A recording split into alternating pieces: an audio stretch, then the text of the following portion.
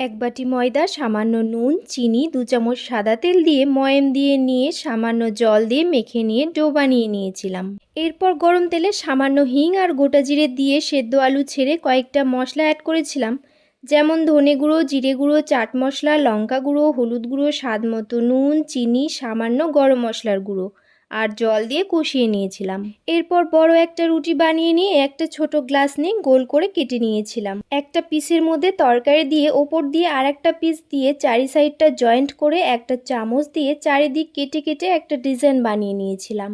যে কোনো খাবার পরিপাটি সুন্দর করে বানালে দেখতে যদি সুন্দর হয়, খাবার আগ্রহও যেন আরও বেড়ে যায়। এই খাবারটা না সন্ধেবেলা চায়ের আড্ডায় একদম জমে যাবে। এরপর কড়াই কিছুটা তেল দিয়ে তেল গরম হয়ে এলে এক এক করে ছেড়ে একটু সময় ধরে লালচে করে ভেজে তুলে নিয়েছিলাম। এটা এতটাই মুচমুচে খাস্তা হয়েছিল আর খেতেও অসম্ভব মুখরোচক। তো চলো আজকের জন্য টাটা।